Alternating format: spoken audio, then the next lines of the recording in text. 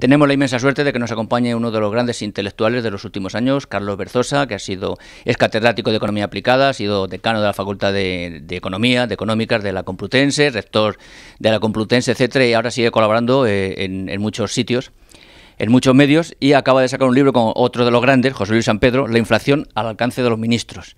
En primer lugar, muchas gracias, Carlos, por estar con nosotros. Gracias a vosotros, siempre es una oportunidad importante poder estar en la televisión. Muy bien, y veo un poco de mala uva en esto del alcance de los ministros, en el subtítulo. Bueno, el subtítulo es una ocurrencia de José Luis San Pedro. Estas cosas le ocurren a él, que es muy original, no a mí, que no tengo esa capacidad creativa, y nos pareció realmente extraordinario. Porque él había publicado un libro en el año 76, que es La inflación en versión completa, que también hacía mención a que en España siempre nos mutilaban la visión de la realidad, y sobre todo en las películas, que no veíamos la versión completa, ¿verdad? Y que él decía que en la universidad tampoco se explicaba la inflación en versión completa. Faltaba precisamente la parte del sistema de la preservación de beneficios que explicase la inflación. Y ahora, pues ha dicho que este era el título que en su día pensó para el libro de la inflación en versión completa y que ahora tenía ganas de que fuera así, ¿no? Y yo creo que es un título pues muy sugestivo, ¿no? Porque si está al alcance de los ministros, que está para el alcance de todos. Sí. Carlos Berzosa, José Luis San Pedro, quizás a nivel internacional, Keynes, Krugman, etcétera, pertenecéis a un grupo de economistas que no esté dentro del sistema, que veis que se puede hacer otra cosa, no sean recortes, recortes y recortes. Bueno, realmente Keynes era una persona del sistema, ¿verdad? Lo que pasa es que tuvo la visión suficientemente clarividente para darse cuenta que el sistema aquel de los años 30 funcionaba mal, basado en el libre cambio y en la poca intervención del Estado en la economía, y que el capitalismo había que reformarlo para que funcionase, para que siguiera existiendo. O sea, fue un reformador del sistema, ¿no? Y Krugman otro tanto lo mismo, son reformadores del sistema. Pero, lógicamente, en la situación que vivimos actualmente, el proponer ideas keynesianas y de Krugman es muy avanzado, es muy progresista, porque es rebelarse contra las políticas de ajuste, que son las ortodoxas las que nos están imponiendo y las que están dificultando la vida a los ciudadanos y a los trabajadores, ¿no? Y por desgracia los políticos, que son empleados de las multinacionales, de la economía especulativa, etcétera, por desgracia no se hacen mucho caso.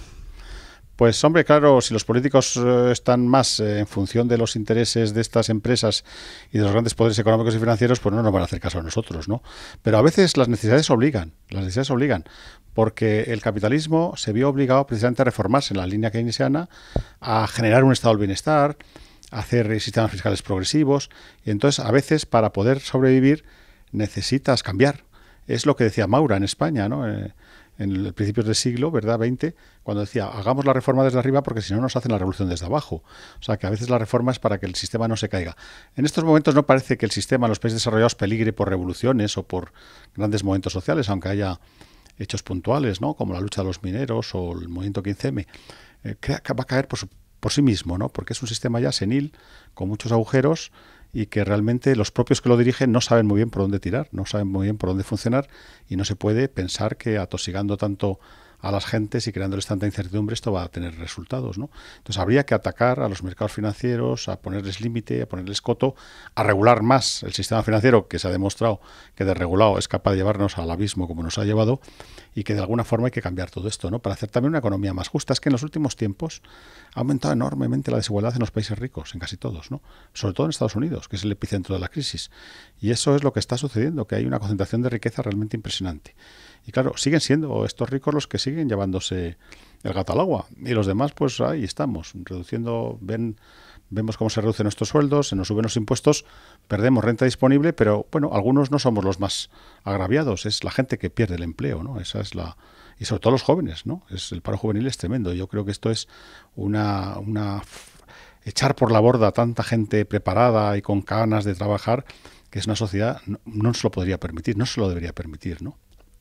Has citado a Estados Unidos, donde empezó la crisis, efectivamente, con los bonos basura, etcétera. Sin embargo, Obama está intentando aplicar otro tipo de política totalmente contraria a la que están aplicando en Europa. Sí, lo han hecho desde el principio. Incluso el propio Bush ya empezó, ¿no? Haciendo políticas de estímulo, con más energía que Europa. Hicieron una política del Banco de la Reserva Federal también diferente y distinta, porque empezó a comprar deuda pública de Estados Unidos, cosa que no hace el Banco Central Europeo, porque sus estatutos se lo prohíben. Tiene que comprarla en el mercado secundario y ha costado convencerles de que lo hagan. Entonces en Europa está realmente siendo víctima de la ortodoxia económica reinante, ¿eh? Eso es así. Obama ha hecho una política más keynesiana, porque claro, Bush, siendo un hombre muy de derechas, pues realmente impulsaba el gasto público, sobre todo militar, ¿no? Con el tema de la guerra de Irak. pero Obama ha hecho una política más keynesiana. Sin embargo, Krugman siempre critica a Obama por haber sido excesivamente cauteloso. O sea, dice que tenía que haber sido más decidido a hacer una política de mayor gasto público, mayor déficit y haber arriesgado ahí más para salir de la crisis, ¿no? O sea que también le critican por ese lado, ¿no? El decirle ha sido temeroso y por eso Estados Unidos, a pesar de todo, sigue teniendo bastante paro, ¿no? Bastante paro. Son cifras bajas con respecto a las españolas, pero hay que tener en cuenta que primero en Estados Unidos no funciona tanto como aquí el colchón familiar, ¿eh? Y luego segundo que también hay mucha gente en Estados Unidos que no está considerada como parado porque no busca empleo. Claro, para estar considerado como parado es que tienes que buscar empleo. Y hay mucha gente fuera del mercado laboral, marginada absolutamente, ¿no? Y claro, las cifras no reflejan realmente la situación social de Estados Unidos, ¿no? Así que Estados Unidos, en todo caso, le está yendo algo mejor, habiendo sido ellos los causantes de la crisis, precisamente por haber hecho políticas económicas más acertadas que las europeas, ¿no? Y volviendo a España y para cerrar, todo es pesimismo, todo es negativo. ¿Hay alguna luz al final del túnel? Desde tus palabras, ¿se nos puede animar algo con todo lo negativo que estamos sufriendo? Hombre, yo en esto siempre cito a Gramsci, ¿no? Siempre digo, el pesimismo, la inteligencia, el optimismo, la voluntad. Entonces, hay que ser pesimista, tal como están las cosas, por las políticas económicas que se están haciendo, por los desatinos que se está llevando a cabo con el tema de la crisis, porque no se abordan las causas, se confunden los efectos con las causas, ¿no? Las consecuencias de la crisis con lo que realmente ha provocado la crisis, y con estas medidas que perjudican tanto a los de abajo y benefician tanto a los de arriba, pues hay que ser pesimista. Yo ahí no veo ninguna luz en el túnel, porque aunque empecemos la recuperación económica, el empleo va a costar mucho el que se regenere, el que se cree suficiente para poder realmente absorber toda la gente que en estos momentos está en esas condiciones. Pero es que además en España se nos ha roto un motor, que es el de la construcción. Porque más allá del déficit público, de todas estas cosas que tanto centran la atención diaria, hay que tener en cuenta que siempre tiene que haber motores de crecimiento. Y en España fue importante la construcción. No solamente el sector en sí, sino todo lo que genera alrededor, de cantidad de empresas, ¿no?, vinculadas al sector de la construcción. Esto se nos ha hundido. Entonces tendríamos que sustituirlo por otros motores. Que existen algunos, no es que no existan, pero no se han puesto en funcionamiento. Entonces, mientras que España no apueste más por la investigación, por el desarrollo, por la innovación, por la educación, vamos a tener siempre estos mismos problemas. Somos un capitalismo un poco ficticio, que pensamos que somos ricos, pero estamos basados en el ladrillo y en la especulación y las ganancias rápidas y fáciles. Y aunque hay empresas solventes, como se ha demostrado ahora con Abengoa, en el mundo internacional, sin embargo, pues a veces no reciben las ayudas, las protecciones y las defensas que deberían de tener, ¿no? Y sobre todo yo creo que la única salida para un país como España es apostar por lo que acabo de decir, ¿no? Más desarrollo de investigación, más tecnología, más... Porque tenemos mucha gente valiosa. Si es que el problema es que España tiene mucha gente valiosa y no se les atienen, o sea, el problema es que no se les tiene en cuenta. Claro. No que exista gente valiosa, sino que no se les tiene en cuenta y no son dados a conocer.